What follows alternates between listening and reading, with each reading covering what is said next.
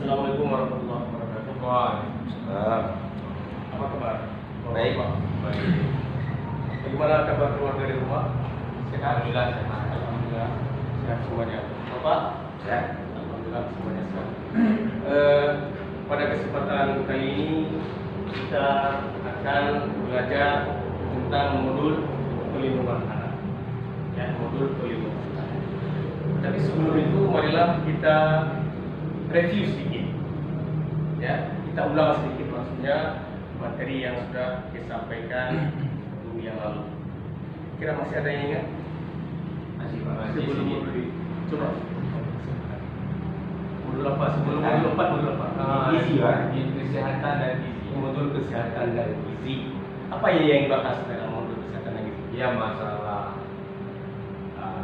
kesehatan bayi, paham gizi, pahami gizi, ibu-ibu. Ya, anak-anak. bagus kok. Kemudian ada yang ingin menambahkan sedikit saja? Tidak. Tidak. Baiklah. Kemudian kita lanjutkan ke dalam materi ini.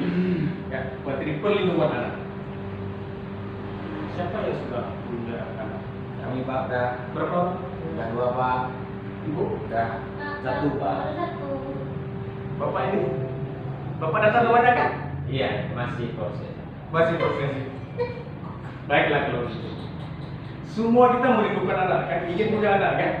Walaupun ada sebagian kita mungkin belum menikah atau sudah menikah bertahun lamanya juga belum memiliki anak. Jadi kita harus selalu berdoa supaya dikaruniakan anak oleh Allah Subhanahu wa taala. Tapi yang terpenting, Bapak dan Ibu ketika punya anak, yang penting sekali kepada anak itu kita lindungi, yang kita biarkan begitu saja sehingga terjadi kekerasan dan perlakuan salah. Kekerasan dan perlakuan salah itu sering dilakukan. Siapa yang melakukan itu? Ya keluarganya sendiri, bapaknya, ibunya, ada keluarga terdekatnya, lingkungan sekolahnya. Kenapa hal itu terjadi?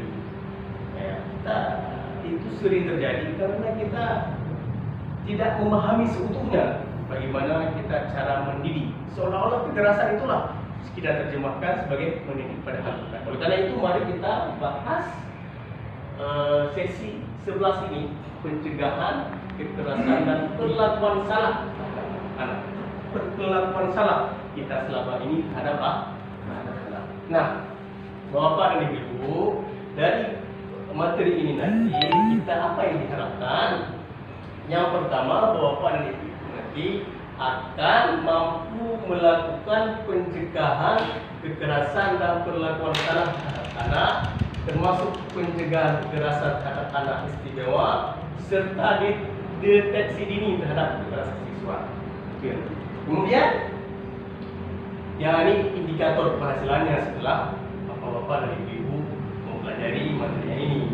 Yang pertama adalah menjelaskan pengertian hak anak, yang kedua menjelaskan klaster hak anak, yang ketiga adalah menjelaskan pengertian kekerasan dan perlakuan salah, yang keempat menjelaskan jenis, contoh dan dampak kekerasan perlakuan salah, yang kelima adalah melakukan deteksi dini terhadap kekerasan seksual, keenam adalah mempraktikkan cara pencegahan penanganan kekerasan perlakuan salah dalam keluarga dan di lingkungan masyarakat. Ketujuh, memahami pengertian anak istimewa.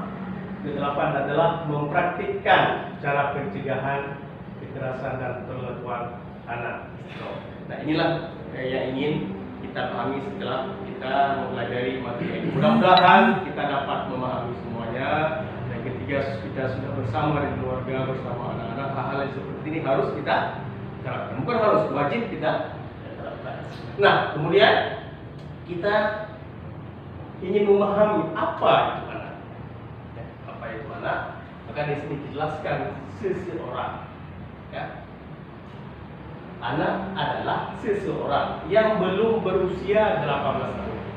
Kalau sudah berusia 18 tahun, itu bukan anak lagi. Itu sudah digolongkan ke dalam dewasa. Termasuk yang masih di dalam kandungan. Yang masih di dalam kandungan juga yang termasuk. Maka hak-hak anak itu harus diperhatikan sejak usia kehamilan. Siapa memperhatikan? Ibunya yang pertama. Ibunya itu harus mengkonsumsi materi-materi harus mengkonsumsi makanan-makanan yang bergizi, yang punya karbohidrat, protein, ya, dan lain sebagainya. Juga sering memeriksa kehamilan ke layanan ke fasilitas ke vaskes ya, atau ke ibu bidan minimal berapa kali? 4 dari tempat. Empat kali, lebih sering lebih baik ya. Kemudian setelah kita memahami hak-hak anak, selanjutnya adalah kita harus mengetahui hak anak. Apa itu hak anak? Adalah hak yang melekat pada martabat manusia sebagai insan cipta Tuhan yang Maha Esa, yang sifatnya tidak boleh dilanggar oleh siapapun dan yang seolah-olah merupakan suatu holy area. Ini bahasa agak asing sedikit. Kira Bapak tahu apa itu holy area? Holy area adalah daerah yang suci, daerah yang bersih. Atau dengan kata adalah golden age. Umur kan? Kalau holiday tahu. Holiday tahu. Jika holiday aja, yang lain juga tahu ya. Nah, kemudian ya kemudian hak anak dapat diartikan hak melekat dan sebenarnya asasi dasar pada diri anak. Kemudian pemberian Tuhan yang Maha Esa. Kemudian hak ada sejak dilahirkan bahkan saat di dalam kandungan. Kemudian kewajiban orang tua untuk memenuhi hak tersebut. Jika tidak dipenuhi, pelanggaran terhadap hak anak. Ya, hak anak itu tidak dipenuhi. Jika orang tua tidak memenuhi, konsekuensinya adalah akibatnya, dampaknya adalah melanggar perlindungan anak. Orang tua tidak mampu, maka negara harus ambil alih. Ya. Pemberian dana PKH atau PKH juga mengatur andil daripada negara untuk mensejahterakan anak, supaya anak itu bisa mengencap pendidikan minimal tamat dari SMA. Maka kita sekarang sudah ada, pemerintah itu sudah menggantungkan sampai ke kuliah. Kita ketahui bahwa ada KIP, KIP kuliah, KIP kuliah, kartu Indonesia Pintar untuk pergi kuliah. Nah, kita kembali kepada materi ini. Kemudian adalah klaster hak anak. Ada klaster-klasternya. Klaster yang pertama adalah hak sipil dan kebebasan. Di antaranya adalah masuk pengurusan sertifikat. Itu merupakan hak sipil daripada anak. Kemudian klaster kedua adalah lingkungan keluarga dan pengasuhan alternatif. Klaster ketiga kesehatan dan kesejahteraan dasar. Klaster keempat pendidikan, peluang dan kegiatan budaya. Klaster kelima langkah-langkah perlindungan khusus. Kemudian kita bicara secara khusus. Ini klaster-klasternya ini masuk ke dalam klaster mana? Bermain. Ya, kita termasuk di sini adalah bermain. Kalau bermain ini termasuk ke dalam klaster mana? Bermain, ya. Dan termasuk ke dalam lingkungan. Lingkungan keluarga dan pengasuh alternatif. Kemudian berkreasi. Apa itu kreasi? Ada yang tahu? Kemampuannya untuk menciptakan sesuatu, itu namanya kreasi. Kemudian berpartisipasi, ya. Berkreasi ini baru ke dalam klaster mana? Masuk ke dalam klaster mana? Klaster 4, ya. Klaster 4. Kemudian keempat adalah berhubungan dengan orang tua bila terpisahkan. Kelima adalah bebas beribadah sesuai dengan agamanya, ya. Nanti coba lihat sendiri masuk ke dalam klaster mana dia. Ini karena persoalan waktu. Kemudian bebas bersertifikat, yang ketujuh, ya. Kedelapan adalah hidup dengan orang tua. Kesembilan adalah kelangsungan hidup, tumbuh dan kembang. Kesepuluh dia punya nama. Kesebelas dia punya identitas. Kedua-belas kewarganegaraan. Ke-13 pendidikan, ke-14 informasi, ke-15 adalah standar kesehatan paling tinggi, ya. Ke-16 adalah standar hidup yang layak.